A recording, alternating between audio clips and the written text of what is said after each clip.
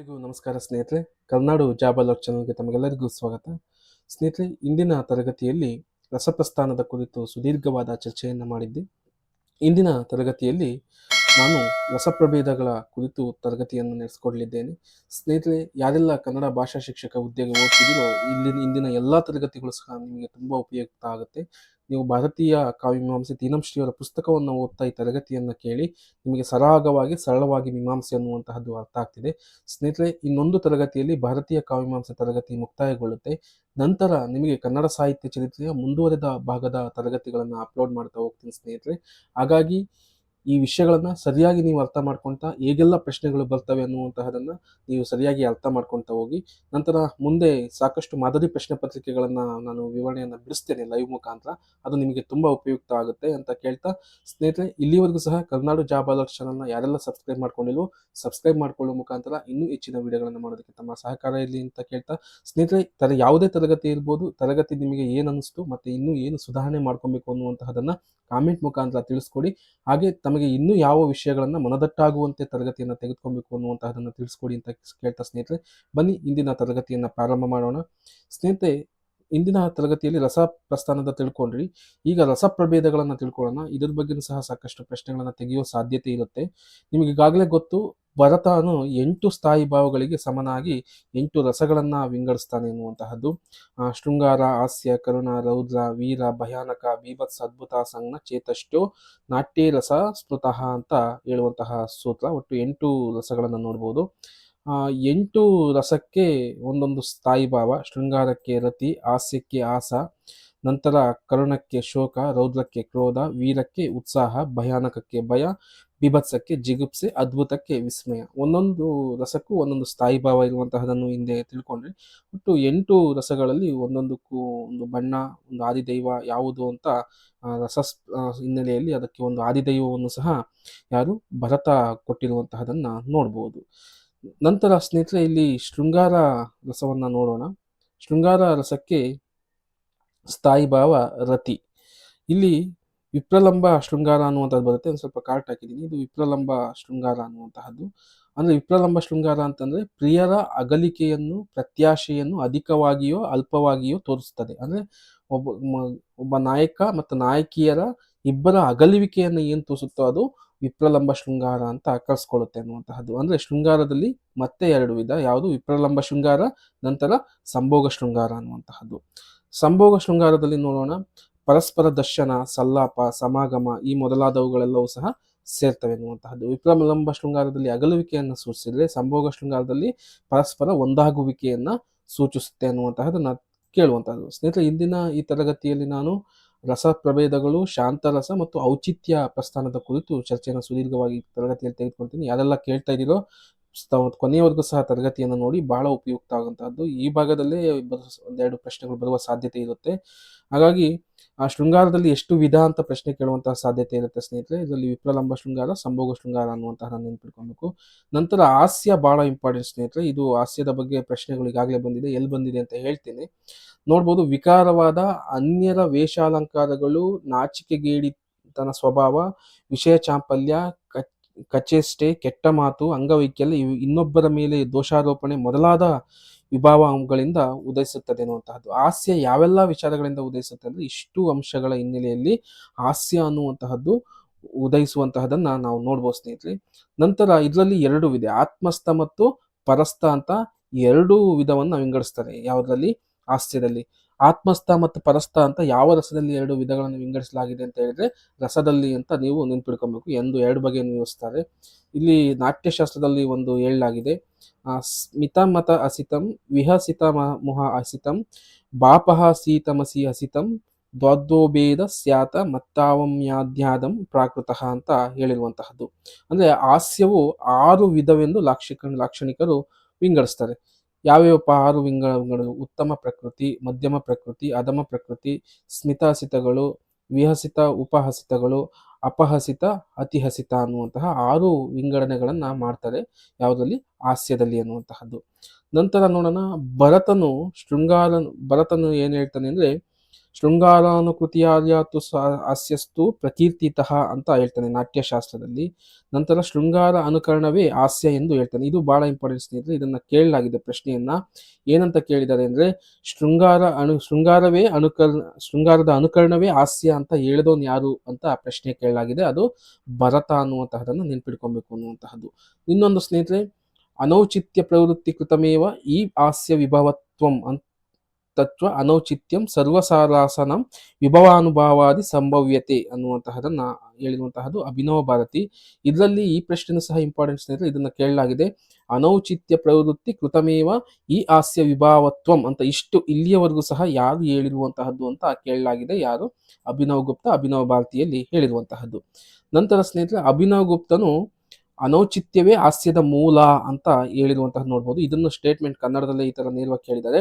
ಅನೌಚಿತ್ಯವೇ ಹಾಸ್ಯದ ಮೂಲ ಅಂತ ಹೇಳಿದಂಥವ್ರು ಯಾರು ಅಂತ ಕೇಳಲಾಗಿದೆ. ಅಭಿನವ್ ಗುಪ್ತ ಅನ್ನುವಂತಹದನ್ನ ನೀವು ನೆನ್ಪಿಡ್ಕೊಬೇಕು. ಹಾಸ್ಯಕ್ಕೆ ಕಾರಣವಾಗುವಂತಹದ್ದು, ಹಾಸ್ಯದಲ್ಲಿರುವಂತಹ ವಿಧಗಳು, ಮತ್ತೆ ಶೃಂಗಾರವೇ ಹಾಸ್ಯದ ಮೂಲ ಅನ್ನುವಂತಹದ್ದು ಹೇಳುವಂತಹದ್ದು, ಮತ್ತು ಅನೌಚಿತ್ಯವೇ ಹಾಸ್ಯದ ಮೂಲ ಅನ್ನುವಂತಹದನ್ನ ಈ ಹಿನ್ನೆಲೆಯಲ್ಲಿ ಇದನ್ನ ನೆನ್ಪಿಡ್ಕೊಬೇಕು ಅನ್ನುವಂತಹದ್ದು. ಇಲ್ಲೇ ನಂತರ ನೋಡೋಣ. ಅನೌಚಿತ್ಯ ಪ್ರವೃತ್ತಿಯಿಂದ ಉಂಟಾಗತಕ್ಕದ್ದೇ ಹಾಸ್ಯದ ವಿಭಾವ. ಈ ಅನೌಚಿತ್ಯವು ಎಲ್ಲಾ ರಸಗಳ ವಿಭಾವಾನುಭಾವದಿಗಳಲ್ಲಿ ಒದಗುವುದು ಸಾಧ್ಯ. ಆದ್ದರಿಂದ ಸಂಚಾರಿಗಳಲ್ಲೂ ಇದೇ ಸಂಗತಿ ಬರುತ್ತದೆ ಅಂತ ಅಭಿನವ್ ಗುಪ್ತ ಇದನ್ನ ಇನ್ನೂ ಸಹ ವಿಶ್ಲೇಷಣೆಯನ್ನ ಒಳಪಡಿಸ್ತಾನೆ ಅಂತ. ನಂತರ ಸ್ನೇಹಿತರೆ, ಕರುಣಾರಸಕ್ಕೆ ಬರೋಣ. ಕರುಣಾರಸದ ಸ್ಥಾಯಿ ಭಾವ ಶೋಕ. ಕರುಣೆ ಅಥವಾ ದಯೆಯನ್ನು ತೋರುವುದು ರಸವೆಂದು ಭಾವಿಸಬಾರದು. ಈ ಬಗೆಯ ತಪ್ಪನ್ನು ಕುಂತಕನೇ ಮಾಡಿದ್ದಾನೆ ಅಂತ. ಅಂದ್ರೆ ಕರುಣೆಯನ್ನ ತೋರಿಸುವಂತಹದ್ದು ಮತ್ತು ದಯೆಯನ್ನ ತೋರಿಸುವಂತಹದ್ದೇ ರಸ ಅಲ್ಲ, ಅದು ಬೇರೆ ರೀತಿಯಾದ್ದು ಅಂತ ಅನ್ನುವಂತಹದನ್ನ ಮೀಮಾಂಸಕಾರರು ಹೇಳ್ತಾರೆ. ವಿಪ್ರಲಂಬವು ಸಾಪೇಕ್ಷ ಭಾವವೆಂದು, ಕರುಣವು ನಿರಪೇಕ್ಷ ಭಾವವೆಂದು ಭರತನು ನಿರೂಪಿಸುತ್ತಾನೆ ಅನ್ನುವಂತಹದನ್ನ ಹೇಳ್ತಾನೆ. ವಿಪ್ರಲಂಬ ಶೃಂಗಾರ ಇದೆಯಲ್ಲ, ವಿಪ್ರಲಂಬಲವು ಸಾಪೇಕ್ಷ ಭಾವ ಅಂತ ಹೇಳಲಾಗುತ್ತೆ. ಕರುಣವು ನಿರಪೇಕ್ಷ ಭಾವವೆಂದು ಭರತನು ನಿರೂಪಿಸುತ್ತಾನೆ. ಸಾಪೇಕ್ಷ ಅವಲಂಬನ, ನಿರಪೇಕ್ಷ ಆಲಂಬನ ರೀತಿ ಅಂತ ಇಲ್ಲಿ ಎರಡು ವಿಂಗಡಣೆಗಳನ್ನ ಮಾಡುವಂತಹ ನೋಡ್ಬೋದು. ಆಕಾಶವಾಣಿ ನುಡಿದ ಬಳಿಕ ಪ್ರವಾಸ ಶೃಂಗಾರ ಎಂಬುದು ಆಕಾಶವಾಣಿ ನುಡಿದ ಬಳಿಕ ಪ್ರವಾಸ ಶೃಂಗಾರ ಅಂತ ಧನಿಕ ಹೇಳುವಂತಹದ್ದು ನಮಗೆ ಬಹಳ ಅರ್ಥಪೂರ್ಣವಾಗಿರುವಂತಹದ್ದು. ನಂತರ ನೋಡೋ ಸ್ನೇಹಿತರೆ, ಸ್ವಲ್ಪ ಕಾಲದಲ್ಲಿಯೇ ಮಾತನ್ನು ಹಿಂದಿರುಗತಕ್ಕವಂತಿದ್ದರೆ ಮರಣದ ಪ್ರವೇಶವು ಶೃಂಗಾರಕ್ಕೆ ಅತ್ಯಂತ ವಿರೋಧಿಯಾಗಲಾರದು. ದೀರ್ಘಕಾಲವೇನಾದರೂ ಹಿಡಿಯುವುದಾದರೆ ನಡುವೆ ಶೃಂಗಾರದ ಪ್ರವಾಹಕ್ಕೆ ದಿಗ್ಭೇದನ ಬರುತ್ತದೆ ಅಂತ ಹೇಳಲಾಗುತ್ತೆ. ಅಂದ್ರೆ ಯಾವುದಾದರೂ ಒಬ್ಬ ವ್ಯಕ್ತಿ ಮರಣವನ್ನು ಅಪ್ಪಿದಂತಹ ಸಂದರ್ಭದಲ್ಲಿ ಅಲ್ಲಿ ಕರುಣಾರಸವನ್ನ ವ್ಯಕ್ತಪಡಿಸಬೇಕಾಗಿರುತ್ತೆ. ಆ ಕರುಣಾರಸವನ್ನ ವ್ಯಕ್ತಪಡಿಸುವಂತಹ ಸಂದರ್ಭದಲ್ಲಿ ಏನಾದರೂ ದೀರ್ಘಕಾಲವನ್ನ ತೆಗೆದುಕೊಂಡ್ರೆ ಅದು ಕಾವ್ಯಕ್ಕೆ ಸರಿಯಾದ ಸಮಯವಲ್ಲ ಅನ್ನುವಂತಹದನ್ನ ಧ್ವನ್ಯಾಲೋಕದಲ್ಲಿ ಆನಂದವರ್ಧನ ಹೇಳುವಂತಹದ್ದು. ಇದನ್ನ ನೆನ್ಪಿಟ್ಕೊಳ್ಳಿ ಸ್ನೇಹಿತರೆ. ಆಕಾಶವಾಣಿ ನುಡಿದ ಬಳಿಕ ಪ್ರವಾಸ ಶೃಂಗಾರ ಅಂತ ಹೇಳಿದವನು ಯಾವ ರಸಕ್ಕೆ ಸಂಬಂಧಪಡುತ್ತೆ? ಕರುಣಾರಸಕ್ಕೆ. ಅದನ್ನು ಹೇಳಿದಂಥವನು ಧನಿಕ. ನಂತರ ಭರತ ಕರುಣಾರಸದ ಕುರಿತು ಎರಡು ವಿಧಗಳನ್ನು ಹೇಳ್ತಾನೆ. ವಿಪ್ರಲಂಬವು ನಿರಪೇಕ್ಷ ಭಾವ ಅಂತ, ವಿಪ್ರಲಂಬ ಭಾವ ಮತ್ತು ನಿರಪೇಕ್ಷ ಭಾವ ಅನ್ನುವಂತಹದನ್ನ ಹೇಳುವಂತಹದ್ದು. ಇವೆರಡನ್ನೂ ಸಹ ನೆನ್ಪಿಟ್ಕೊಳ್ಳಿ. ನಂತರ ಸ್ನೇಹಿತರೆ, ಇದು ಆನಂದವರ್ಧನನ ಸ್ಟೇಟ್ಮೆಂಟ್ ಅನ್ನ ಇದು ಒಂದು ಅರ್ಥೈಸೋದಕ್ಕೋಸ್ಕರ ಆನಂದವರ್ಧನ ಹೇಳಿರುವಂತಹದ್ದು. ಇದನ್ನ ತೊಂದರೆ ಇಲ್ಲ, ಏನು ನೆನ್ಪಿಟ್ಕೊಳ್ಳಿಲ್ಲ ಅದು. ನಂತರ ಕೆಲವರು ಕರುಣಾ ವಿಪ್ರಲಂಬ ಒಂದು ಪ್ರಕಾರವನ್ನು ಸೂಚಿಸಿದರು ಅಂತ ಹೇಳಲಾಗುತ್ತೆ. ನಂತರ ಇಷ್ಟು ವಿಯೋಗ ಅನಿಷ್ಟ ಸಂಯೋಗವನ್ನು ಇವನ್ನು ಸಂಗ್ರಹಿಸಬಹುದು ಅಂತ ಹೇಳಲಾಗುತ್ತೆ. ಕೆಲವರು ಕರುಣಾ ವಿಪ್ರಲಂಬ ಒಂದು ಪ್ರಕಾರವನ್ನ ಇದೇ ಒಂದು ಪ್ರಕಾರವನ್ನ ಸೂಚಿಸುವಂತ ನಮಗೆ ಕಂಡು ಬರುತ್ತೆ. ನಂತರ ನೋಡ್ಬೋದು, ಜಂಗಮ ಲಲನೆಯರ ಕಣ್ಣ ಪ್ರಣಮೀನಿ ಜಂಗಮ ವಿಷಮಂ ಪೀಡಿದ ಅನ್ನುವಂತಹದನ್ನ ಒಂದು ಕರುಣಾರಸದಕ್ಕೆ ಉದಾಹರಣೆ ಅಂತ ನೋಡ್ಬೋದು. ಜಂಗಮ ಲಲನೆಯರ ಕಣ್ಣ ಪುಣ್ಯಮೀನಿ ಜಂಗಮವು ವಿಷಮಂ ಪೀಡಿದ ಅನ್ನುವಂತಹದನ್ನ. ನಂತರ ಅರ್ಧನೇಮಿ ಪುರಾಣ, ನೇಮಿಚಂದ್ರನ ಅರ್ಧನೇಮಿ ಪುರಾಣದಲ್ಲಿ ಬರುವಂತಹದನ್ನ ನೋಡೋಣ. ಉಡಿದನೊದುಲಿಟ್ಟೆಡೆ ನುಡುಗಲು ಅದುಮಣಣ್ಣ ಕೂಸುದೆಂದೆನ್ನ ಬಿಡದೆ ಮೀರಿ ಕಳ್ಳರೊಡೆ ನಾಡಿಯ ಪೆತ್ರಭಾಸಿಗಳ ಗಂತಸಮಂ ಅಂತ ಅರ್ಧನೇಮಿ ಪುರಾಣದಲ್ಲಿ ಇರುವಂತಹದ್ದು. ಇನ್ನೊಂದು ಕರುಣಾರಸಕ್ಕೆ ಉತ್ತಮ ಉದಾಹರಣೆ ನೋಡ್ಬೋದು. ಉತ್ತರ ರಾಮಚರಿತೆಯಲ್ಲಿ ಕರ್ಣ ಒಂದೇ ರಸ ಎಂದು ಸೂಚಿಸಲಾಗಿದೆ. ಏಕೋ ರಸ ಕರ್ಣ ಏವ ಅಂತ ಹೇಳಲಾಗಿದೆ. ಇದನ್ನು ನೆನ್ಪಿಟ್ಕೊಳ್ಳಿ ಸ್ನೇಹಿತರೆ, ಬಹಳ ಮುಖ್ಯವಾದಂತಹದ್ದು.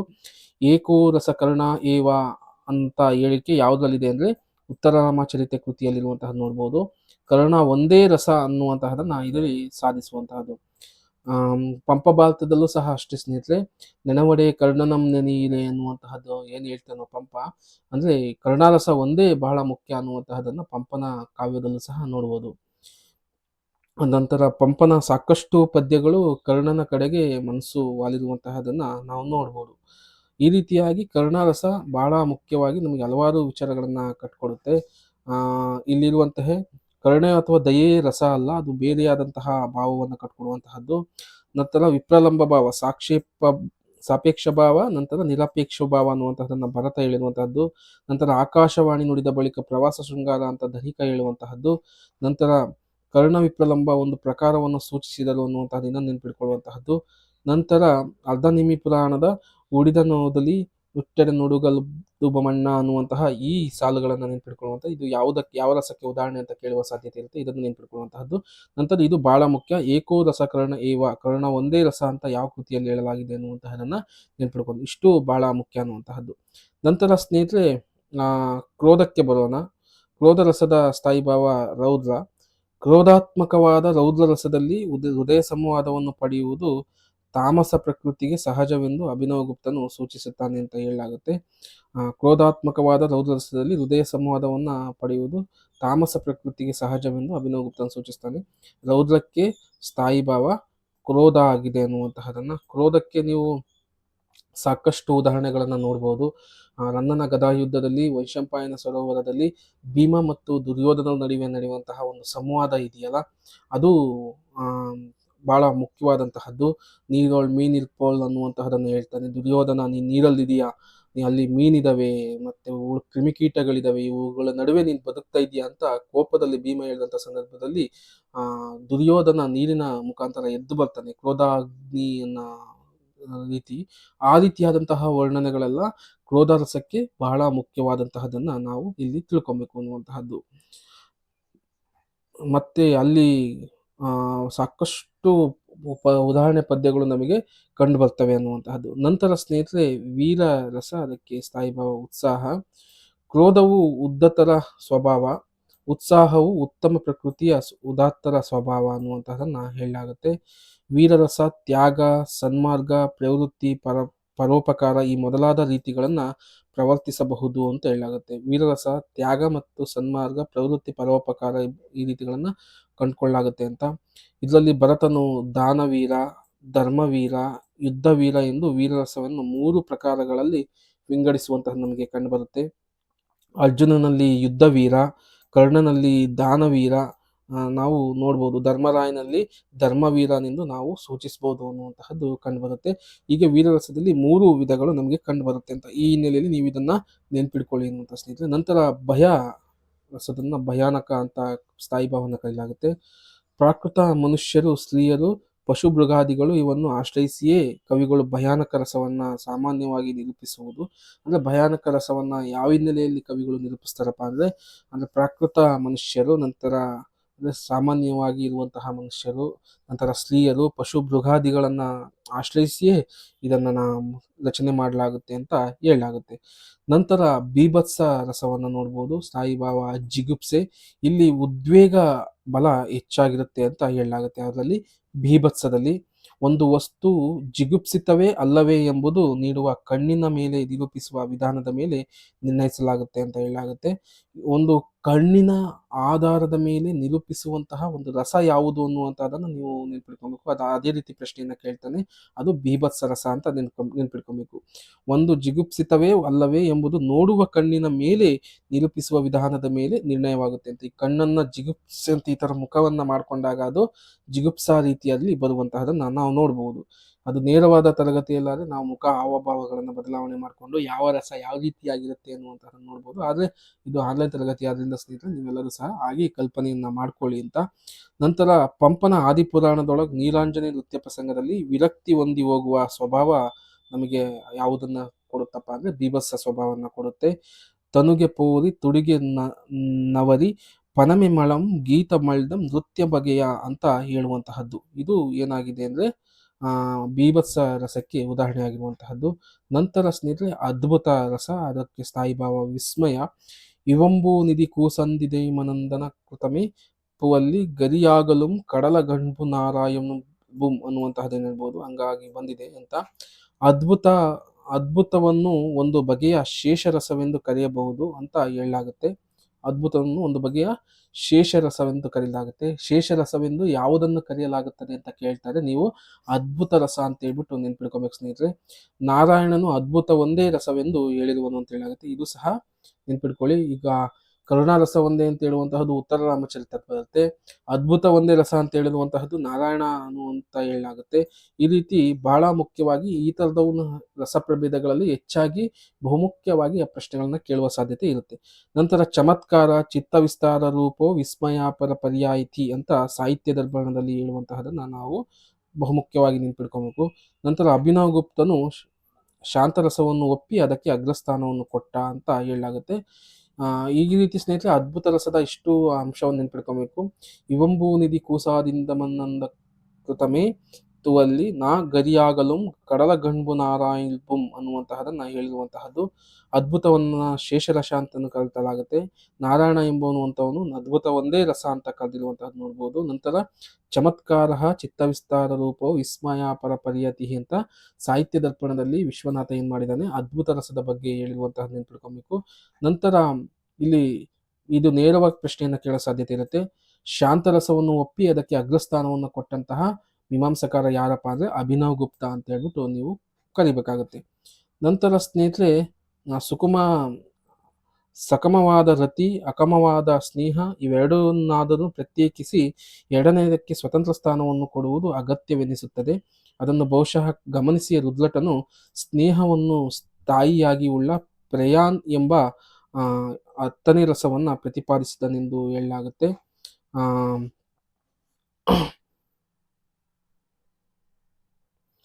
ಈಗ ನಿಮಗೆಲ್ಲ ಶಾಂತರಸ ಗೊತ್ತು. ಶಾಂತರಸಕ್ಕೆ ಶಮ ಎನ್ನುವಂತಹದ್ದು ಸ್ಥಾಯಿಯಾಗಿ ಬರುತ್ತೆ.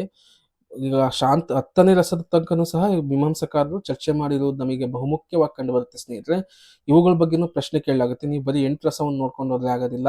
ಶಾಂತರಸವನ್ನ ಅಭಿನವ್ ಗುಪ್ತ ಅದನ್ನ ಮುಂದೆ ಇದೆ, ಶಾಂತರಸದ ಬಗ್ಗೆ ಸುದೀರ್ಘವಾದ ಚರ್ಚೆ ಇದೆ, ಆದ್ರೆ ಅದಕ್ಕೆ ಅಗ್ರಸ್ಥಾನ ಕೊಟ್ಟಂತವನು ಅಭಿನವ್ ಗುಪ್ತ. ನಂತರ 10ನೇ ಸ್ಥಾನವನ್ನ ಹತ್ತನೇ ರಸವನ್ನ ಹೇಳ್ತಾನೆ ರುದ್ಲಟ. ಅದು ಸ್ನೇಹ ಪ್ರಯಾನ್ ಎನ್ನುವಂತಹದನ್ನ 10ನೇ ರಸವನ್ನ ಹೇಳ್ತಾನೆ. ಅದಕ್ಕೆ ಸ್ಥಾಯಿ ಸ್ನೇಹ ಅನ್ನುವಂತಹದನ್ನ ಅದನ್ನು ಸಹ ಮುಂದೆ ನೋಡ್ಬೋದು. ಸಕಾಮವಾದ ರತಿ, ಅಕಾಮವಾದ ಸ್ನೇಹ ಇವೆರಡನ್ನೂ ಪ್ರತ್ಯೇಕಿಸಿ ಎರಡನೆಯದಕ್ಕೆ ಸ್ವತಂತ್ರ ಸ್ಥಾನವನ್ನು ಕೊಡುವುದು ಅಗತ್ಯವೆನಿಸುತ್ತದೆ. ಇವನ್ನು ಬಹುಶಃ ಗಮನಿಸಿ ಏನ್ ಮಾಡ್ತಾನೆ ರುದ್ಲಟ ಸ್ನೇಹವನ್ನ ಸ್ಥಾಯಿಯಾಗಿಟ್ಕೊಂಡುಳ್ಳ ಪ್ರಯಾನ್ ಎಂಬ 10ನೇ ರಸವನ್ನ ಪ್ರತಿಪಾದಿಸಿದವನು. ಈಗ 9ನೇ ರಸ ಬಂದಾಗ ಅದು ಬೇರೆ ಮೀಮಾಂಸಕಾರ ಬರ್ತಾನೆ, ಅದಕ್ಕೆ ಅಗ್ರಸ್ಥಾನ ಕೊಟ್ಟವನು ಅಭಿನವ್ ಗುಪ್ತ. ಆದ್ರೆ 10ನೇ ಸ್ಥಾನವನ್ನು ಒಬ್ಬ ಮೀಮಾಂಸಕಾರ ಹೇಳ್ತಾನೆ, ಆತನೇ ರುದ್ಲಟ ಅಂತ. ಅದ್ರ ಬಗ್ಗೆ ನೋಡೋಣ. ಸ್ನೇಹ ಪ್ರಕೃತಿ ಪ್ರಯಾನ್ ಅಂತ ಕಾವ್ಯಾಲಂಕಾರದಲ್ಲೇ ಬರುವಂತಹದನ್ನ ನೋಡ್ಬೋದು. ಆರ್ದ್ರವಾದ ಅಂತಃಕರಣವನ್ನುಳ್ಳದ್ದೇ ಸ್ನೇಹ ಅಂತ ಇದರ ಅರ್ಥವನ್ನ ಹೇಳಲಾಗುತ್ತೆ. ಸ್ನೇಹ ಪ್ರಕೃತಿ ಪ್ರಯಾನ್ ಅನ್ನುವಂತಹದ್ದು. ನಂತರ ಮಮ್ಮಟನು ಹೇಳುವಂತಹದ್ದು ಸ್ತ್ರೀ ಪುರುಷರ ಪರಸ್ಪರ ಪ್ರೇಮದ ಅಭಿವ್ಯಕ್ತಿಯನ್ನು ಮಾತ್ರ ಶೃಂಗಾರ ರಸವೆಂದು ಕರೆದು ಮಿಕ್ಕ ಬಗೆಯ ಪ್ರೀತಿ ಯಾರನ್ನೇ ಕುರಿತದ್ದಾಗಿರಲಿ ಅದು ಅಭಿವ್ಯಕ್ತಿ ಭಾವ ಎಂದು ಹೆಸರು ಕೊಡುತ್ತಾನೆ ಅಂತ ಹೇಳಲಾಗುತ್ತೆ. ಅದನ್ನ ನೋಡ್ಬೋದು. ಅಂದ್ರೆ ಸ್ತ್ರೀ ಪುರುಷರ ಪರಸ್ಪರ ಪ್ರೇಮದ ಅಭಿವ್ಯಕ್ತಿಯನ್ನು ಮಾತ್ರ ಶೃಂಗಾರ ರಸ ಅಂತ ಕರೆದವನು ಯಾರು ಅಂತ ಕೇಳಲಾಗುತ್ತೆ, ಅದು ಮಮ್ಮಟ ಅಂತ ನೀವು ನೆನ್ಪಿಡ್ಕೋಬಹುದು. ಮಿಕ್ಕದ್ದೆಲ್ಲ ಅಭಿವ್ಯಕ್ತಿ ಭಾವ ಅಂತ ಹೇಳಲಾಗುತ್ತೆ ಅಂತ. ಅದಕ್ಕೆ ಸೂತ್ರ ನೋಡ್ಬೋದು. ರತಿರ್ದೇವಾದಿ ವಿಷಯ ಭಾವಂ ಪ್ರೋಕ್ತಃ ಅಂತ ಕಾವ್ಯ ಪ್ರಕಾಶದಲ್ಲಿ ಮಮ್ಮಟ ಹೇಳುವಂತಹದ್ದು. ನಂತರ ಸಾಹಿತ್ಯ ದರ್ಪಣಕಾರನು ಪುತ್ರಾದಿ ವಿಷಯಕವಾದ ವಾತ್ಸಲ್ಯವನ್ನು ಪ್ರತ್ಯೇಕಿಸಿ 10ನೆಯ ರಸವಾಗಿ ಹೇಳಿ ಮುನೀಂದ್ರ ಸಮ್ಮತವೆನ್ನುತ್ತಾನೆ ಎನ್ನುವಂತಹದನ್ನ ಹೇಳ್ತಾನೆ. ಈಗ 10ನೇ ರಸ ರುದ್ಲಟ ಒಂದು ಹೇಳಿದ್ರೆ, ಸಾಹಿತ್ಯ ದರ್ಪಣಕಾರನು ಪುತ್ರಾದಿ ವಿಷಯಕವಾದ ಅಂದ್ರೆ ಪುತ್ರನ ಸಂಬಂಧ, ಪುತ್ರಕ್ಕೆ ಮಗನ ಅಥವಾ ಪುತ್ರನ ಸಮಾನಕ್ಕೆ ಸಮಾನವಂತ ಪ್ರೀತಿಯನ್ನ ಏನ್ ಮಾಡ್ತಾನೆ, ವಾತ್ಸಲ್ಯವನ್ನು ಸಹ ಒಂದು ರಸವನ್ನಾಗಿ ಮಾಡೋನು ಯಾರಪ್ಪ ಅಂದ್ರೆ ಸಾಹಿತ್ಯ ದರ್ಪಣಕಾರ ವಿಶ್ವನಾಥ ಅಂತ. ಇದನ್ನು ಸಹ ಕೇಳಲಾಗುತ್ತೆ. ವಾತ್ಸಲ್ಯ ಎಂಬುವಂತಹ ರಸವನ್ನ ಯಾರು ಹೇಳಿದವರು ಅಂತಂದ್ರೆ ಸಾಹಿತ್ಯ ದರ್ಪಣಕಾರ ಅಂತ ಹೇಳ್ಬಿಟ್ಟು ನೀವು ನೆನ್ಪಿಡ್ಕೊಬೇಕು ಅಂತ. ನಂತರ ಸಂಚಾರಿ ಭಾವಗಳು ಸ್ವತಂತ್ರ ಪರತಂತ್ರ ಎಂದು ಎರಡು ಬಗೆ ಇನ್ನೊಂದು ಭಾವಕ್ಕೆ ಪೋಷಕವಾಗಿ ಬಂದಾಗ ಪರತಂತ್ರವೆನಿಸಿಕೊಳ್ಳುತ್ತವೆ, ಆಗಿಲ್ಲವಿದ್ದಾಗ ಸ್ವತಂತ್ರವಾಗುತ್ತದೆ ಎಂದು ರಸಾಯನ ಸುಧಾರಕಾರನು ಹೇಳುತ್ತಾನೆ ಅಂತ ಹೇಳಲಾಗುತ್ತೆ. ಇದನ್ನು ನೆನ್ಪಿಡ್ಕೊಬೇಕು ಸ್ನೇಹಿತರೆ. ಸಂಚಾರಿ ಭಾವಗಳು ಸ್ವತಂತ್ರ ಪರತಂತ್ರ ಎಂದು ಎರಡು ಬಗೆ ಅಂತ ಹೇಳಿದಂಥವ್ನು ಯಾರು ಅಂದರೆ ರಸಾರ್ಣವಸ್ಸು ವಸುಧಾಕರ ಅನ್ನುವಂತಹದನ್ನ ನೀವು ನೆನ್ಪಿಡ್ಕೊಬೇಕು. ಇಲ್ಲಿ ನೋಡಿ, ಸ್ವತಂತ್ರ ಪರತಂತ್ರಾಚ ದೈಧಾಮಿ ವ್ಯಭಿಚಾರಿಣಃ ಅಂತ ಹೇಳಿರುವಂತಹದನ್ನ ನೀವು ನೆನ್ಪಿಡ್ಕೊಬೇಕು. ನಂತರ ಸ್ನೇಹಿತರೆ, ಅಲಂಕಾರಿಕರು ಭಾವೋದಯ, ಭಾವಶಾಂತಿ, ಭಾವಸಂಧಿ, ಭಾವವಿಶಾಲತೆ ಎಂಬ 4 ದಶೆಗಳನ್ನು ವಿಂಗಡಿಸುತ್ತಾರೆ ಅಂತ ಹೇಳಲಾಗುತ್ತೆ. ಅಲಂಕಾರರು ಕನ್ನಡದಲ್ಲಿ ರಸಭಾಸ ಎಂಬ ಶಬ್ದವನ್ನು ರಸಭಂಗ ಎಂಬ ಹೀನಾರ್ಥದಲ್ಲಿ ಉಪಯೋಗಿಸಿರುವುದುಂಟು. ಕಾವ್ಯ ಮೀಮಾಂಸೆಯಲ್ಲಿ ಇದು ಪ್ರಯೋಗ ಬೇರೆ ಬಗೆಯದು ಅನ್ನುವಂತಹದನ್ನು ಹೇಳಲಾಗುತ್ತೆ. ಕನ್ನಡದಲ್ಲಿ ರಸಭಾಸ ಅಂತ ನಾವು ಕರಿತೇವೆ, ಅದನ್ನ ಶಬ್ದವನ್ನ ರಸಭಂಗ ಎಂಬ ಹೀನಾರ್ಥದಲ್ಲಿ ಉಪಯೋಗಿಸುವುದಂತ. ಕೆಲವೊಂದು ಸಂದರ್ಭದಲ್ಲಿ ರಸ ಸರಿಯಾದ ರೀತಿಯಲ್ಲಿ ಬಂದಿದ್ದಲೇ ಇದ್ದಾಗ ರಸಭಂಗವಾಯಿತು ಅನ್ನುವಂತಹದನ್ನು ಹೇಳ್ತೇವೆ. ಅದನ್ನ ರಸಭಾಸ ಅನ್ನುವಂಥದ್ದು ನಾವು ರಸಭಂಗ ಅಂತ ಹೇಳ್ಬಿಟ್ಟು ಹೀನಾರ್ಥದಲ್ಲಿ ನಾವು ಬಳಸುವಂತಹದ್ದು ನೋಡ್ಬೋದು. ಅಭಾಸ ಎಂದರೆ ತೋರಿಕೆ, ರಸವಲ್ಲದಿದ್ದರೂ ರಸದಂತೆ ತೋರತಕ್ಕದ್ದು, ರಸಸದೃಶ್ಯವಾದದ್ದು ರಸಭಾಸ ಅಂತ ಹೇಳಲಾಗುತ್ತೆ. ಭಾವಭಾಸಕ್ಕೂ ಇದೇ ರೀತಿಯಾಗಿ ನಿಷ್ಪತ್ತಿ. ಈ ಅಭ್ಯಾಸಕ್ಕೆ ಅನೌಚಿತ್ಯ ಪ್ರವೃತ್ತಿಯೇ ಕಾರಣ ಅಂತ. ರಸಭಾಸಕ್ಕೆ ಯಾವುದು ಕಾರಣ ಅಂದ್ರೆ ಅನೌಚಿತ್ಯ ಅಂತ ಕೇಳ್ಬೇಕಾಗುತ್ತೆ. ಸ್ನೇಹಿತರ ಪ್ರಶ್ನೆ ಕೇಳಿದರೆ ಇದನ್ನ ಇದು ರಸಭಾಸಕ್ಕೆ ಮೂಲ ಕಾರಣ ಯಾವುದು ಅಂತ ಕೇಳಿದರೆ ಅನೌಚಿತ್ಯ ಪ್ರವರ್ತತೆ ಕಾರಣ ಅನ್ನುವಂತಹದನ್ನ ಇದನ್ನು ಸಹ ನೆನ್ಪಿಡ್ಕೊಬೇಕು ಅನ್ನುವಂತಹದ್ದು. ಇಲ್ಲಿ ನೋಡ್ಬೋದು, ಮತ್ತೆ ಮುಂದುವರಿತಾರೆ. ಅನೌಚಿತ್ಯವು ಅಸತ್ಯತ್ವದಿಂದ ಉಂಟಾದದ್ದು, ಅಯೋಗ್ಯತ್ವದಿಂದ ಉಂಟಾದದ್ದು ಎಂದು 2 ವಿಧ ಅಂತ. ಮತ್ತೆ ಅನೌಚಿತ್ಯ ಯಾವ ರೀತಿಯಾಗಿ ಉಂಟಾಗುತ್ತಪ್ಪ ಅಂದ್ರೆ ಅಸತ್ಯದಿಂದ ಉಂಟಾಗಿರುವಂತಹದ್ದು ಮತ್ತು ಅಯೋಗ್ಯತ್ವದಿಂದ ಉಂಟಾಗಿದ್ದು ಅಂತ ಹೇಳ್ಬಿಟ್ಟು 2 ವಿಧಗಳನ್ನ ನೋಡ್ಬೋದು. ಅದನ್ನ ರಸಾರ್ಣ ವಸುಧಾಕರ ಹೇಳುತ್ತಾನೆ ಅಂತ ಹೇಳಾಗುತ್ತಾ. ಅಭಾಸತ್ ಭವೇದೇಶನ ಅನೌಚಿತ್ಯ ಪ್ರವರ್ತನಾತ್ ಅಂತ ಹೇಳಿರುವಂತಹದ್ದು. ನಂತರ ಸಮಾಸೋಕ್ತಿ ಅರ್ಥಾಂತರನ್ಯಾಸ ರೂಪಕಂ ಉತ್ಪ್ರೇಕ್ಷಕಾದಿಗಳು ರಸಭಾಸಕ್ಕೆ ಜೀವಿತಂ ಅಂತ ಹೇಳಿರುವಂತಹದ್ದು ಯಾರು? ರಸರತ್ನಾಕರದಲ್ಲಿ. ಈ ರಸಭಾಸಕ್ಕೆ ಯಾವುದು ಕಾರಣ ಅಂತ ಹೇಳಿರುವಾಗ ಸಮಾಸೋಕ್ತಿ ಅರ್ಥಾಂತರನ್ಯಾಸ ರೂಪಕಂ ಉತ್ಪ್ರೇಕ್ಷಾದಿಗಳು ಅಂತ ಇದನ್ನು ಕೇಳೋ ಸಾಧ್ಯತೆ ಇರುತ್ತೆ. ಸಮಾಸೋಕ್ತಿ ಅರ್ಥಾಂತರನ್ಯಾಸಂ ರೂಪಕ ಉತ್ಪ್ರೇಕ್ಷಕಾದಿಗಳಿಂದ ರಸಭಾಸ ಉಂಟಾಗುತ್ತೆ ಅಂತ ಹೇಳಿದವನು ಯಾರು ಅಂದ್ರೆ ರಸರತ್ನಾಕರ ಅನ್ನೋದು ಅಂತ ಹೇಳ್ಬೇಕು. ನಂತರ ಹಾಸ್ಯ ರಸದ ಸ್ವರೂಪವನ್ನು ನಿರೂಪಿಸುವಾಗ ಅನೌಚಿತ್ಯ ಪ್ರವೃತ್ತಿಯೇ ಅದರ ಮೂಲವೆಂದು, ಅದು ಎಲ್ಲಾ ರಸಭಾವಗಳ ವಿಭವಾನುಭವಗಳಲ್ಲೂ ಕಾರಣವಾಗಬಹುದೆಂದು ನಾವು ಗಮನಿಸಬಹುದು. ಅಂದ್ರೆ ಹಾಸ್ಯರಸದಲ್ಲಿ ಬಹುತೇಕವಾಗಿ ಅನೌಚಿತ್ಯ ಅನ್ನುವಂತಹದ್ದು ಉಂಟಾಗುತ್ತೆ ಅನ್ನುವಂತಹದ್ದು. ಶೃಂಗಾರದ ಅನುಕರಣವೇ ಹಾಸ್ಯ ಎಂದು ಭರತನು ಹೇಳುವಂತಹದ್ದು. ಈಗಾಗಲೇ ಹೇಳಿದ್ದು ಸ್ನೇಹಿತರೆ, ಇದನ್ನು ನೆನ್ಪಿಟ್ಕೊಳ್ಳಿ.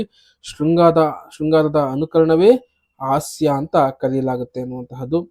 ಅಲ್ಲಿ ನಂತರ ರತ್ನಭಾಸ ಎಂದು ರಸಭಾಸ ಎಂದು ಅಭಿನವ ಗುಪ್ತನು ಸ್ಪಷ್ಟಪಡಿಸುತ್ತಾನೆ ಅಂತ ಹೇಳ್ಬೋದು. ನಂತರ ಹಾಸ್ಯ ರಸ, ರಸಭಾಸ, ರಸಭಂಗ ಈ 3ರಲ್ಲಿಯೂ ಅನೌಚಿತ್ಯದ ಪ್ರಸಕ್ತಿ ಬರುತ್ತೆ ಅಂತ ಹೇಳಲಾಗುತ್ತೆ.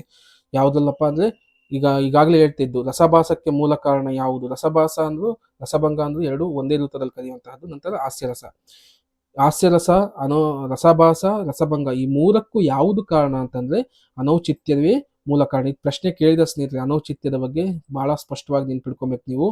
ನಂತರ ನೋಡ್ಬೋದು, ಸಾಹಿತ್ಯ ದರ್ಪಣದಲ್ಲಿ ಹೇಳಿರುವಂತಹದ್ದು ರಸಭಾವೋ ತದೋಭಾಸೋ ಭಾವಸ್ಯ ಪ್ರಸದ್ದೋದಯ ಸಂಧಿಶಬಲತಾ ಬೇರೆ ಸರ್ವೋತಿಪಿ ರಸನಾದ್ರಪಃ ಅಂತ ಕೇಳಿರುವಂತಹದ್ದು. ಇಷ್ಟು ಸ್ನೇಹಿತರೆ ರಸಪ್ರಭೇದಗಳಲ್ಲಿ ಬರುವಂತಹದ್ದು. ಮೇಗಿನ ತರಗತಿಯಲ್ಲಿ ನೀವು ರಸಪ್ರಭೇದಗಳು, ನಂತರ ರಸಭಂಗಕ್ಕೆ ರಸಭಾಸಕ್ಕೆ ಕಾರಣವಾಗುವಂತಹ ವಿಚಾರಗಳು, ಮತ್ತೆ ಅನೌಚಿತ್ಯ ವಿಚಾರ ಹೇಗೆ ಬರುತ್ತೆ ಅನ್ನುವಂತಹದನ್ನ ತಿಳ್ಕೊಂಡಿರುವಂತಹ ಸ್ನೇಹಿತರೆ, ನೀವು ಇಷ್ಟನ್ನ ಕೇಳಿದ್ರು ನೇರವಾಗಿ ಏನಾದ್ರು ಇದ್ರ ಬಗ್ಗೆ ಪ್ರಶ್ನೆ ಕೇಳಿದ್ರೆ ಸರಾಗವಾಗಿ ನೀವು ಉತ್ತರವನ್ನು ಹಾಕ್ತೀರಾ.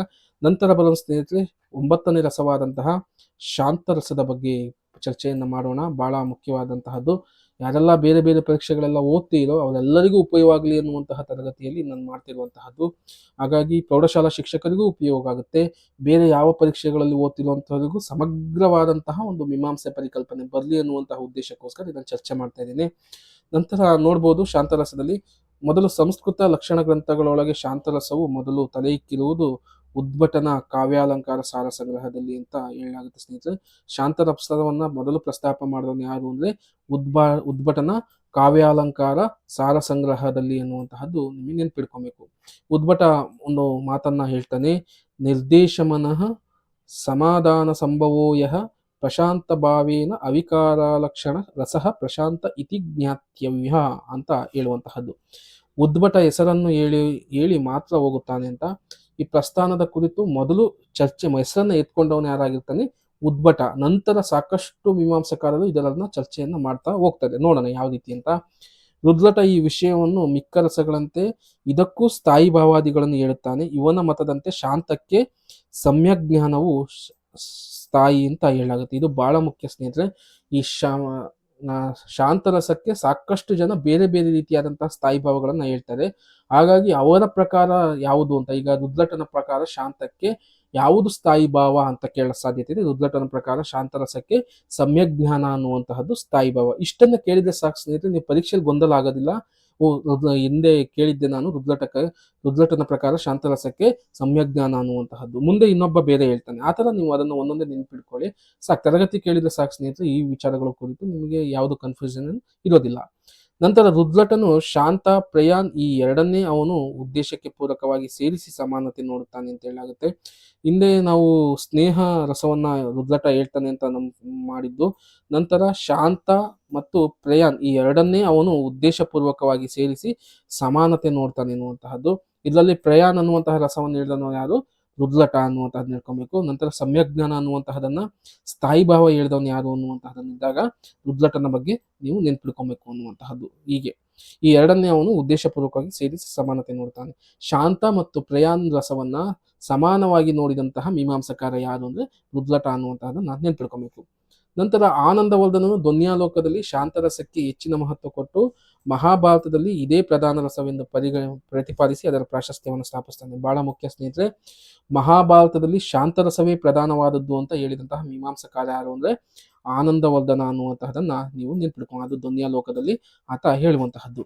ನಂತರ ಸುಖ ದುಃಖ ರಾಗದ್ವೇಷಾದಿಗಳಲ್ಲಿ ಯಾವುದೂ ಇಲ್ಲದಿರುವ ಶಮಸ್ಥಿತಿಯೇ ಶಾಂತರಸದಲ್ಲಿ ಪ್ರಧಾನವಾದರೆ ಅದು ಮೋಕ್ಷಾವಸ್ಥೆಯಲ್ಲಿ ಮಾತ್ರ ದೊರೆಯತಕ್ಕದ್ದು. ಅದರ ಸ್ವರೂಪವು ಅನಿವಾರ್ಯನೀಯವಾದಂತಹ ಕಾರಣ ನಾಟ್ಯ ಲಕ್ಷಣಕಾರರಾದ ಧನಂಜಯ ಧನಿಕರು ಶಾಂತರಸವನ್ನ ವಿರೋಧಿಸುತ್ತಾರೆ ಅಂತೇಳಿ ಅಂತ ಕಂಡು ಬರುತ್ತೆ.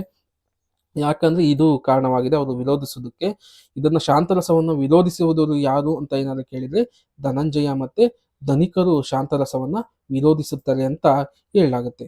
ನಂತರ ಶಾಂತರಸವನ್ನು ದೀರ್ಘವಾಗಿ ವಿಚಾರ ಮಾಡಿ ಅನೇಕರ ಆಪೇಕ್ಷಣೆಗಳಿಗೆ ಉತ್ತರ ಕೊಟ್ಟು ಇದರ ಸ್ವರೂಪವನ್ನು ಪರಿಷ್ಕರಿಸಿ ಎಲ್ಲಾ ರಸಗಳಿಗಿಂತಲೂ ಹಿರಿಯ ಸ್ಥಾನವನ್ನು ಅಭಿನವ ಗುಪ್ತ ಕೊಟ್ಟನು ಅಂತ ಆಗ್ಲೇ ಮಾತನಾಡ್ತಿದ್ದು. ಯಾರು ಶಾಂತರಸಕ್ಕೆ ಮುಖ್ಯ ಪ್ರಧಾನವಾದಂತಹ ಚರ್ಚೆಯನ್ನ ಕೊಟ್ಟವನು ಅಂತಂದ್ರೆ ಅಭಿನವ ಗುಪ್ತ. ಶಾಂತರಸವನ್ನ ಮೊದಲು ತನ್ನ ಕೃತಿಯಲ್ಲಿ ಪ್ರಸ್ತಾಪ ಮಾಡಿದವನು ಯಾರು ಅಂದ್ರೆ ಉದ್ಭಟನಾಗ್ತಾನೆ.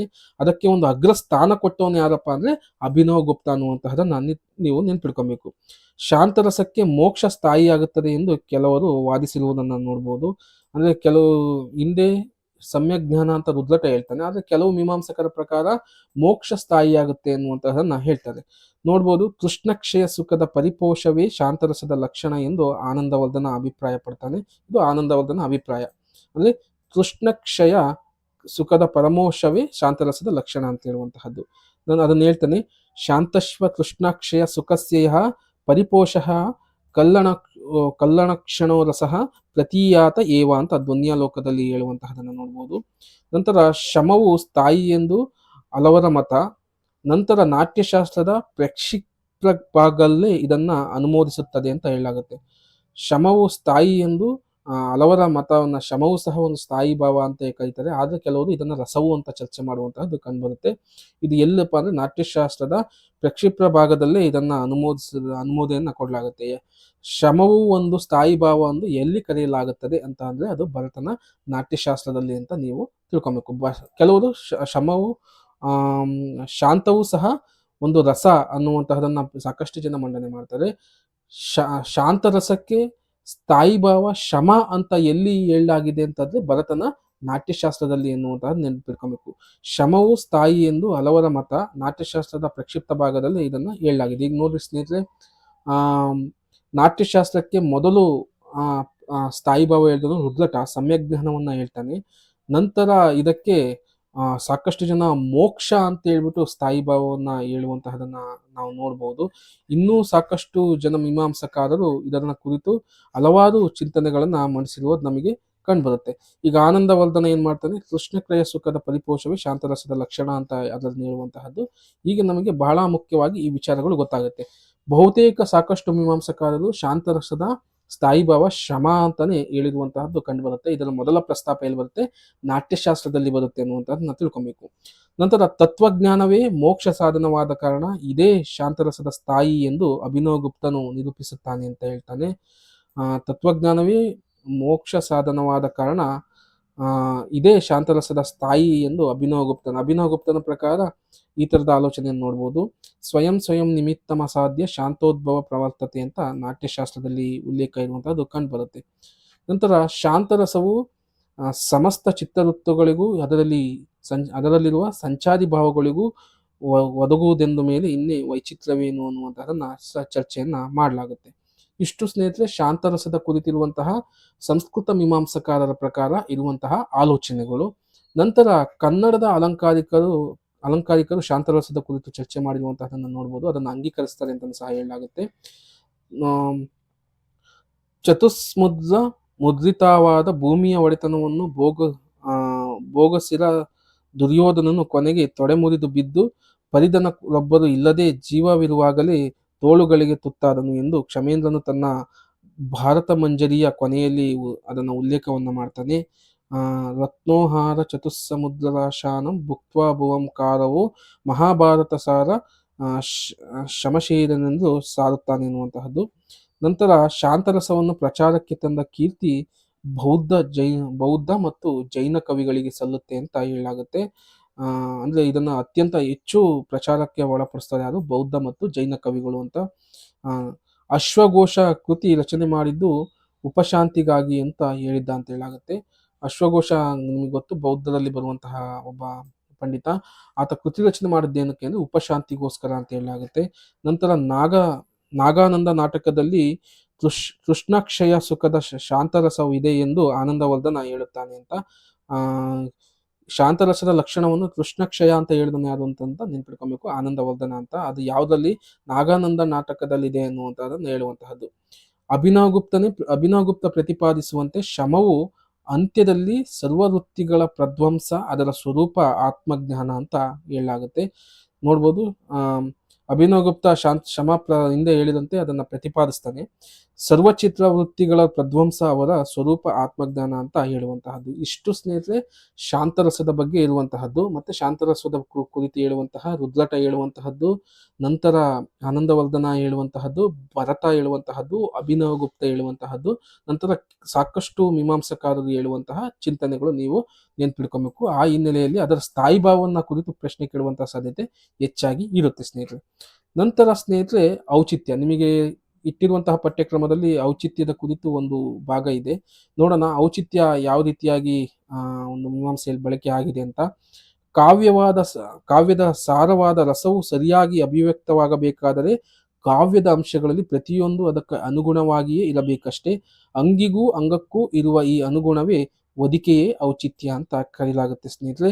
ಯಾವುದೇ ಇಲ್ಲಿ ಸಾಮಾನ್ಯವಾಗಿ ತಿಳ್ಕೊಬೇಕು, ಯಾವುದೇ ಒಂದು ಕಾವ್ಯವನ್ನ ರಚನೆ ಮಾಡುವಂತಹ ಒಬ್ಬ ಕವಿ ಅದರಲ್ಲಿ ಬಳಸುವಂತಹ ಅಂಗಗಳು, ಕಾವ್ಯದ ಪದ್ಯಗಳಿರ್ಬೋದು, ತಾನು ಬಳಸುವಂತಹ ರಸಗಳಿರ್ಬೋದು, ಧ್ವನಿಗಳಿರ್ಬೋದು, ಅಲಂಕಾರಗಳಿರ್ಬೋದು, ಅವೆಲ್ಲವೂ ಸಹ ಒಂದು ಸರಿಯಾದ ರೀತಿಯಲ್ಲಿ ಇರಬೇಕು ಅನ್ನುವಂತಹದನ್ನ ಹೇಳಲಾಗುತ್ತೆ. ಈಗ ಮನುಷ್ಯನ ದೇಹ ರಚನೆ ಆಗಿದೆ, ಅದಕ್ಕೆ ಬಟ್ಟೆಯನ್ನು ಹಾಕ್ತಿದ್ದಾಗ ನಾವಿಗೆ ಹೇಗೆ ಸರಿಯಾಗಿ ಕಾಣೋದಿಲ್ವೋ ಆ ರೀತಿ ಮನುಷ್ಯನಿಗೆ ದೇಹಕ್ಕೆ ಸರಿಯಾಗಿ ಬಟ್ಟೆಯನ್ನು ಹಾಕಿದಾಗ ಆ ಕಾವ್ಯ ಸುಂದರವಾದ ರೀತಿಯಲ್ಲಿ ಕಾಣೋದಕ್ಕೆ ಸಾಧ್ಯ ಅಂತ ಹೇಳಲಾಗುತ್ತೆ. ಅದನ್ನೇ ಹೇಳ್ತಾರೆ, ಅಂಗಿಗೂ ಮತ್ತು ಅಂಗಕ್ಕೂ ಇರುವ ಅನುಗುಣವೇ ಒದಿಕೆಯೇ ಔಚಿತ್ಯ ಅಂತ ಕರೆಯುವಂತಹ ನಾವು ನೋಡ್ಬೋದು.